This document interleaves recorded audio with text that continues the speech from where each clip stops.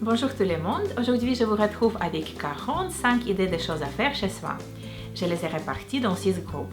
Des activités physiques, des idées créatives, organisation, des activités sociales, du fun tout seul et l'amour propre. Si vous trouvez cette vidéo utile ou intéressante, n'oubliez pas de cliquer sur j'aime et abonnez-vous à ma chaîne. Restons connectés sur Instagram et Facebook. Je vais commencer par le premier groupe des activités physiques et si vous avez besoin d'inspiration, je peux vous conseiller le site qui s'appelle darebi.com où vous pouvez trouver, télécharger et imprimer ce genre de fiches. Ici, vous pouvez trouver plein d'idées des exercices pour tout groupe de muscles. Et avec ce genre de fiches, vous ne serez plus jamais en manque d'idées sur comment s'entraîner à la maison. Il faut avouer que ça fait 1 an et demi que j'ai arrêté de faire du sport. Dès que je suis tombée enceinte, je ne pouvais pas le faire physiquement. En ce moment, notre salle de sport est fermée et je n'ai pas accès à tous les équipements, mais j'ai ma fille qui pèse environ 8 kg. Je peux la soulever comme des poids et gagner de la masse musculaire. Voici quelques exercices que je fais avec elle.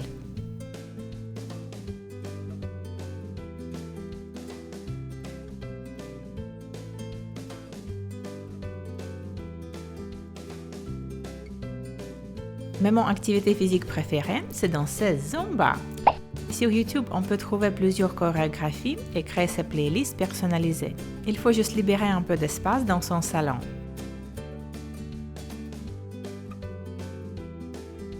Au cours des jours suivants, je vais aussi apprendre un nouveau style de danse et partager ma tentative sur TikTok. J'ai déjà créé un compte dans ce but, Lilith Moon Style. Pour vous aider à vous détendre, à gérer le stress et l'anxiété, vous pouvez intégrer la pratique du yoga dans votre routine quotidienne. Je n'en parle vraiment sur les réseaux sociaux, mais de temps en temps, je souffre d'une anxiété importante et le yoga m'aide à la traiter.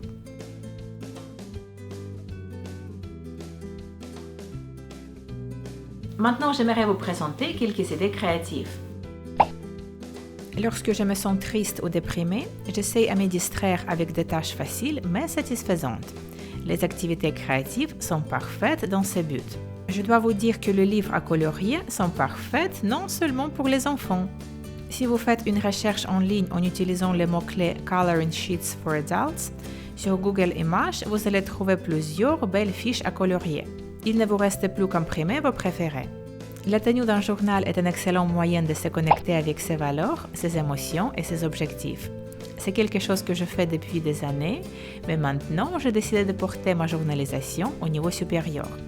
Je vais décorer mes journaux avec des photos et des dessins. Je ferai aussi un album photo et un album de naissance pour ma fille. Peut-être même plusieurs, parce que c'est un cadeau parfait pour les grands-parents. Mon album de naissance est déjà pré-rempli et il ne me restait plus qu'à insérer des photos. Quand je cherchais des idées de journalisation, j'ai décidé que je devais absolument apprendre la calligraphie. C'est plus facile que vous le croyez.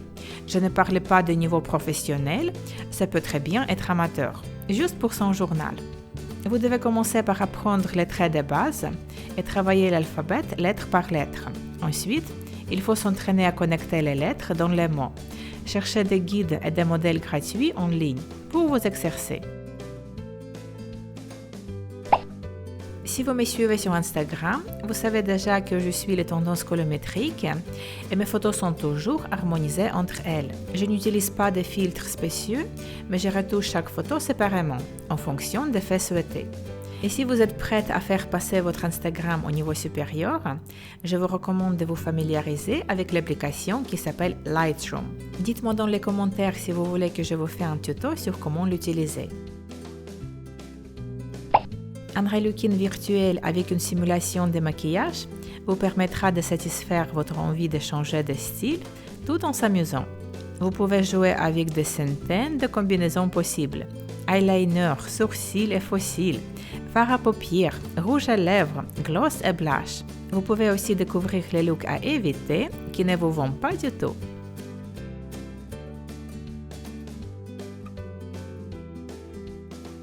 Si vous venez de trouver ma chaîne sur YouTube, peut-être vous ne savez pas encore que je fais plein de tutos coiffure et surtout sur les tresses.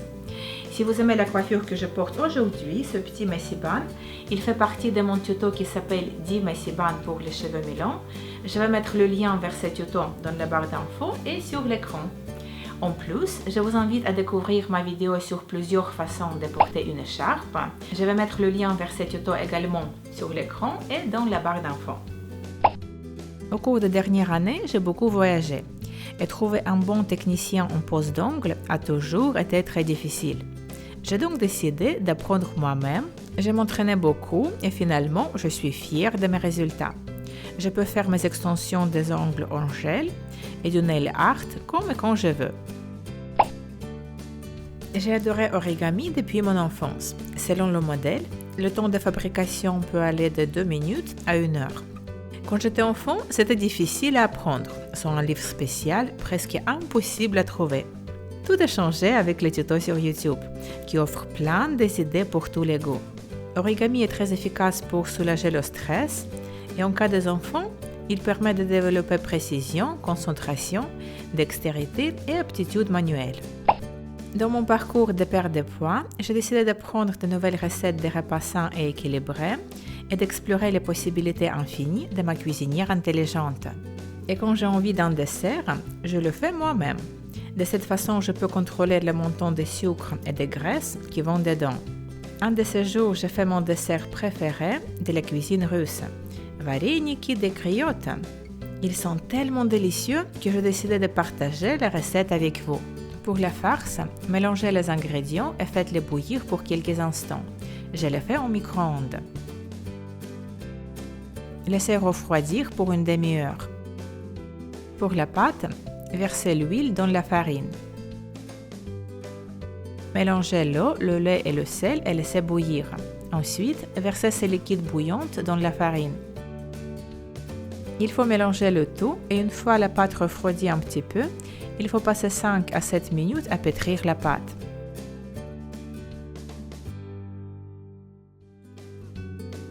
Laissez la pâte reposer pendant 20 minutes et ensuite séparez-la en 4 parties égales.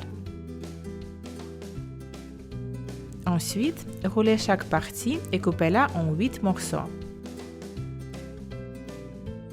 Utilisez chaque morceau pour faire un cercle tout fin.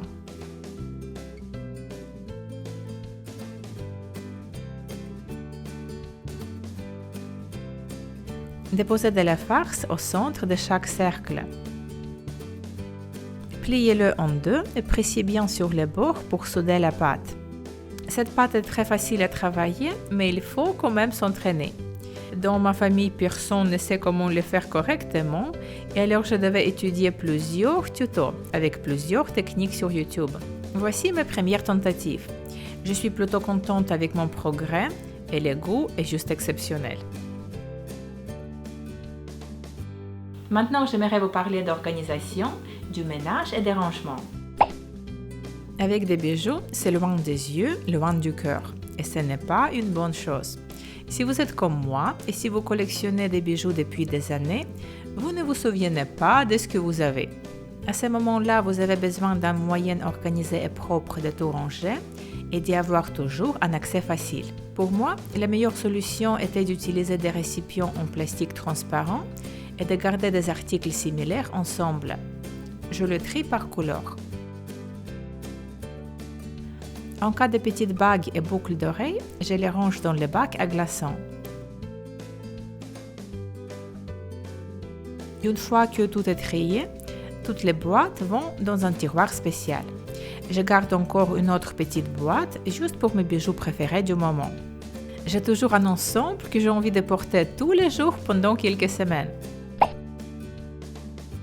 Si vous ne faites pas le tour de votre garde-robe de temps en temps, vous allez oublier certainement la moitié de vos vêtements. Vous porterez les mêmes vêtements depuis de nombreux mois ou même années. C'est pourquoi au moins 2 fois par an, c'est bon d'organiser son placard. Si vous pliez tout correctement, il y a de fortes chances que vous feriez paraître votre espace de rangement beaucoup plus grand. Et peut-être vous trouverez le pull que vous cherchiez depuis longtemps.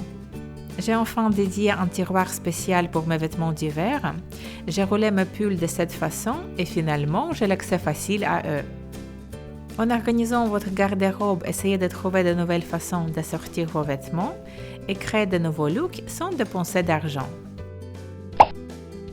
En donnant vos vêtements indésirables à des associations, vous les garantissez d'être recyclés tout en effectuant une action solidaire. Nous sommes tous au courant que les ressources de la planète sont épuisables. Il est donc préférable de recycler ces vêtements ou de permettre aux personnes dont le besoin d'en profiter. Il vous suffit de trouver le point de collecte le plus proche de chez vous et de déposer vos vêtements. Et si vous décidez d'aller de l'avant avec mes idées précédentes, vous aurez beaucoup de vêtements qui ont besoin d'un rafraîchissement. Quelque chose que ma mère fait à chaque fois qu'elle me rend visite. Elle se débarrasse de tous les médicaments périmés chez moi. Oh, ça me fait de la peine, mais j'ai revisé ma collection de maquillage et je me suis débarrassée de plusieurs produits périmés.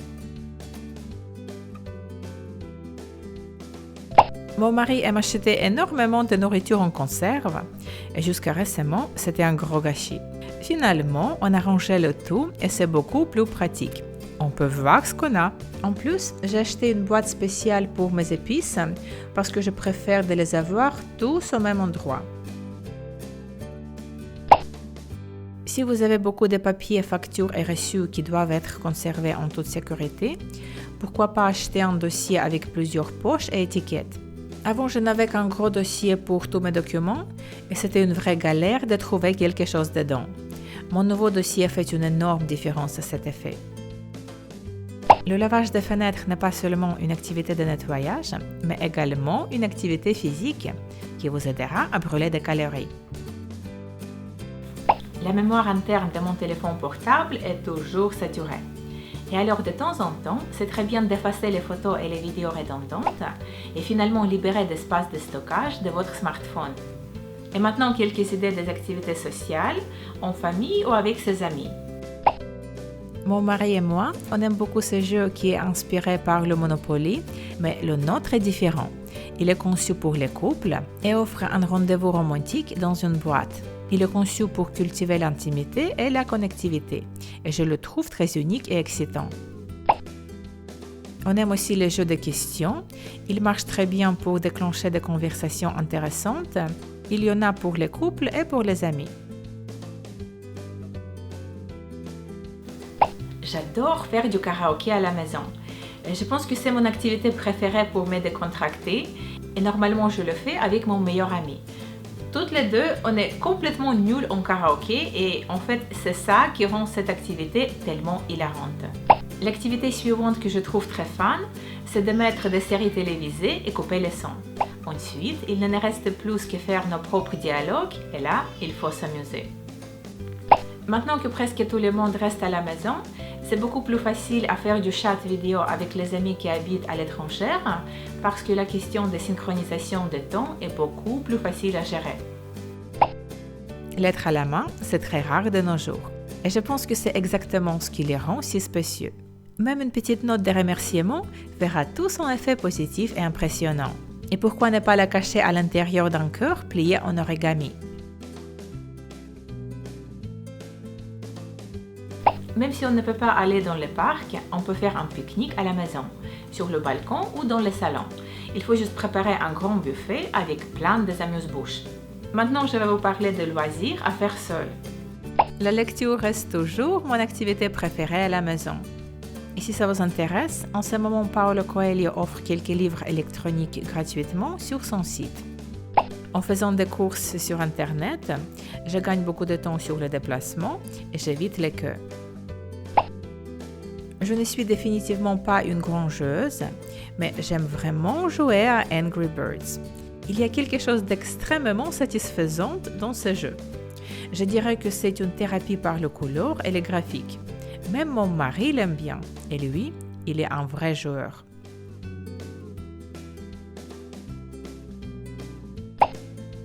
J'adore faire des puzzles. J'en ai plusieurs chez mes parents, mais pas chez moi. Et ça me manque.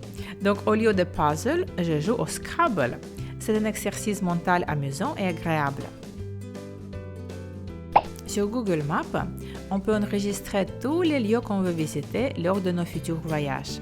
Et lorsque le bon moment arrive, on peut utiliser les directions Google pour naviguer entre eux. C'est ce que je fais au Japon l'année dernière. Et grâce à mes préparations, Google et Internet, j'étais très efficace et j'ai économisé beaucoup de temps. Je suis sûre qu'il y a une langue que vous aimeriez apprendre ou améliorer. Alors pourquoi ne pas passer du temps à apprendre des phrases utiles, à étudier le grammaire ou à regarder des émissions télé avec des sous-titres dans cette langue? Moi, je parle 6 langues et je n'ai presque pas assisté aux formations au cours des langues. Maintenant, j'aimerais vous parler de l'amour-propre et pour moi, il commence par un bain à bulles. Je les adore tout simplement. Et en faisant ces bains à bulles, vous pouvez faire quelque chose pour votre peau et pour vos cheveux. De temps en temps, c'est bien de revitaliser vos cheveux en profondeur en faisant un soin spécial. Et pourquoi pas faire un masque pour votre visage selon votre type de peau. Quelque chose que je trouve très important pour mon bien-être, c'est des méditations guidées. Je les écoute presque tous les jours avant d'aller dormir. Ils sont très efficaces pour traiter mes troubles de sommeil. Ensuite, pour rester positif et efficace, j'aime bien de faire la liste des choses et des gens qui me motivent et qui m'inspirent. Un cours jeûne d'1, 2 à 3 jours offre de nombreux bénéfices pour la santé. Perso, je peux le faire uniquement quand je reste à la maison parce que sinon j'ai trop de tentations avec tous les gens qui mangent autour de moi. En les regardant, je ne peux pas faire mon jeûne. J'ai gardé le meilleur pour la fin, dormir autant que possible. On ne sait jamais quand on aura la prochaine occasion de dormir autant qu'on veut, donc il faut profiter. Si vous avez aimé cette vidéo, n'oubliez pas de cliquer sur j'aime et abonnez-vous à ma chaîne. Et si ce n'est pas encore fait, je vous invite à me suivre sur Instagram et Facebook parce que je suis beaucoup plus active sur ces réseaux sociaux. J'espère que cette vidéo vous a plu et je vous dis à bientôt.